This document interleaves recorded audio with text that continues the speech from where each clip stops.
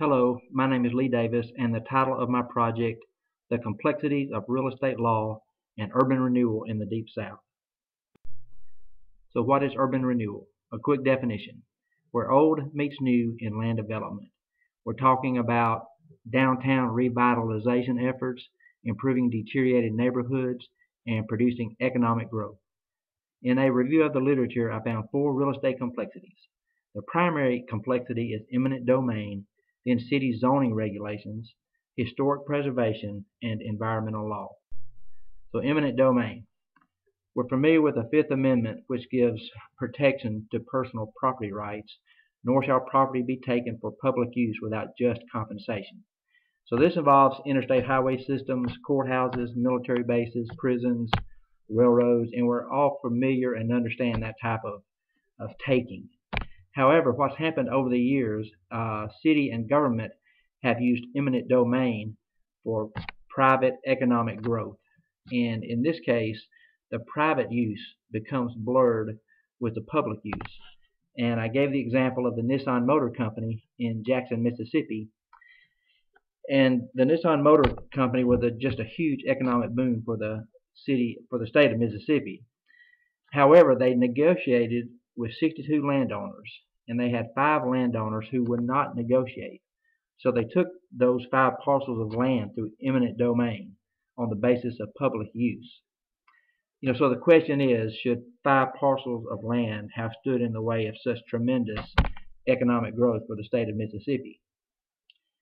Also, under public use, you have the term public safety, and here we're talking about deteriorated neighborhoods and slum areas with high crime and violence, and they use the term blight. Public safety equals public use, and if you have a deteriorated neighborhood that's causing problems, you can blight it, and when you blight it, you condemn it and take it for revitalization, such as in the 1996 Olympics in Atlanta, Georgia, where they blighted 72 acres for the Centennial Park and the Olympic venues.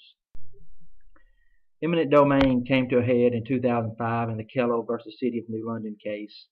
And here again, you had industrial development. Most of the landowners negotiated, but you had a few that didn't, and one was Suzette Kello. And what they did, they blighted the entire development area. And even though Kello's house was not deteriorated or blighted by any means, but because it was in the blighted area, they took it. She took legal action, and it went all the way to the Supreme Court. However, the Supreme Court affirmed the taking as a public use, but the court also gave responsibility for increasing private protection rights, personal property protection rights. They gave that right to the states. In other words, if the states wanted greater protection rights, then they could pass legislation to do so. And subsequently, 43 of the 50 states did pass stricter property protection laws. And I want to give a couple other of interesting examples in Nashville, Tennessee. They have the Country Music Hall of Fame in downtown Nashville. Right across the street was a popular gay bar. And they took that gay bar for the Country Music Hall of Fame Park. However, they built the Hilton Hotel on the same property. So you can see they mixed public and private. Another interesting taking in downtown Nashville, they took an automobile dealership for low-income housing. But that same low-income housing today sells for $250,000 a unit. And that brings up the term gentrification. Gentrification is when the original residents of the neighborhood can no longer afford to live in the revitalized neighborhood. I also had a good study on compensation by the University of Illinois, and they looked at just compensation of when property was taken, who received just compensation, and that being described as fair market value, FMV. And as you can see, 50% of the condonees received less than fair market value. So I think this brings up a telling point that urban renewal can be antagonistic when you have poor communication, or you have what appears to be greed in big government or big business taking advantage of the normal citizen. Zoning regulations were the second complexity. In city zoning regulations, they're developed by the city zoning committee, and it basically says where and what type of development will go on a land. They have commercial zoning and residential zoning.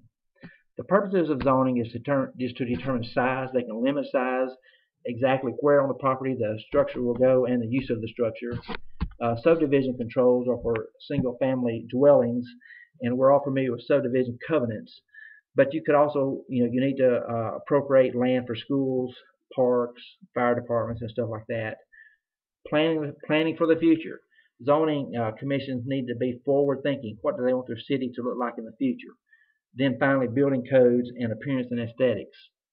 An example I gave was in Tuscaloosa, Alabama, home of the University of Alabama, and they're undergoing a planning phase right now to revitalize the downtown, to have open space, and to attract population to the inner city.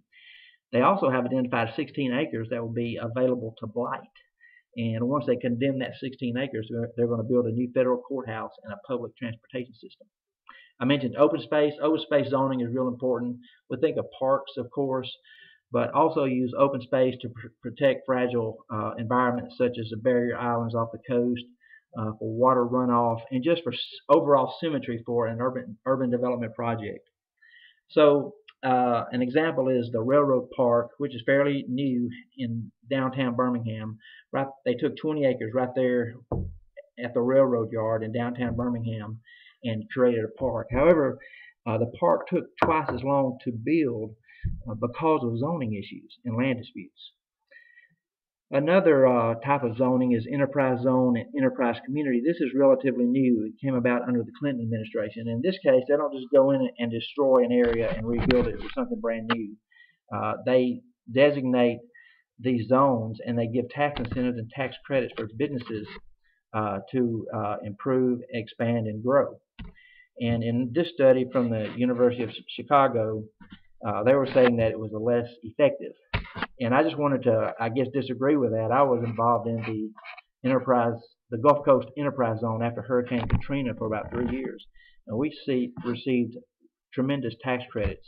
And because of those tax credits, we were able to expand our business, produce growth, and hire more employees. So, I would say that the enterprise zones and enterprise communities are really doing a great job. Thirdly, we have historic preservation. Here again, you have the role of eminent domain. The bad aspect is, historic buildings are old. If they're deteriorated and they are located in a deteriorated neighborhood, then they can be taken during a blight eradication movement and be lost. Excuse me. The good point of eminent domain is if the owners of a historic home refuse to cooperate in restoring the home, then the city can blight the home, blight the historic building, and take it under eminent domain and give it to someone who will restore it. The hallmark case for historic preservation is the Gettysburg battlefield case. And in this case, they condemned the Gettysburg battlefield so they can make it a national park. And the Supreme Court gave an interesting ruling. Any act which enhances national pride is a valid and public use.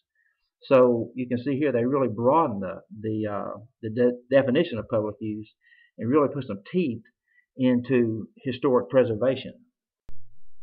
And then finally we have environmental protection laws, and I'm talking about brownfield development. Brownfield development is abandoned industrial sites with contamination. For instance, a factory that produced batteries, that would be a typical or potential contaminated site, and if the industry should leave that location, it's going to be designated as a brownfield. The acronym for the legislation cleaning up brownfields is CERCLA, or the Superfund. And when the Superfund was developed, they put millions into this fund to do a national cleanup of brownfields. Well, the millions turned into billions of dollars needed, so they ran out of money. So now they look for PRPs, potentially responsible parties, to be held liable to clean up brownfields. And this can be current owners, past owners, generators, transporters of contamination. So really anybody that has money can be identified. So the problem with brownfield development, or the good aspect of brownfield development, is that you have the infrastructure in place like sewer, water, transportation, surrounding businesses. But the bad aspect is the cost of cleanup and the huge liability of contamination in the future. If the groundwater is contaminated, then then you could be liable for several years into the future. So it's a risk most businesses are not willing to take. They say, I had a good article on Mississippi brownfields, and they say that Mississippi has 1,722 known brownfields. But Mississippi, along with most states, are putting legal protections in place, tax incentives, tax credits, and grants to encourage brownfield development. And a success story is in Selma, Alabama, the birthplace of the civil rights movement. And they cleaned up a couple of brownfields and brought in some new industry. They cleaned up some underground storage tanks at old gas stations. And what's neat about the Selma success story is they took their economic growth, but they also emphasized historical heritage and quality of life. They wanted to maintain that small town atmosphere. So, to conclude, I think it's important that we look at Selma's example as a role model for urban development. They took economic growth, which was the primary factor, but they wrapped it in preserving their historical heritage and quality of life, making the town a better place for their children to grow up. In other words, they created a purpose that people could embrace and would be willing to embrace. And I think that's kind of where urban renewal falls short sometimes. We're only pushing the economic growth aspect when we should be centering on more easily embraceable aspects. And I talked about the communication and compensation. Everybody wants a fair shake, and when we see ourselves or our neighbors not being treated fairly, then we're going to have an antagonistic view toward urban renewal. That concludes my presentation, and thank you for your time.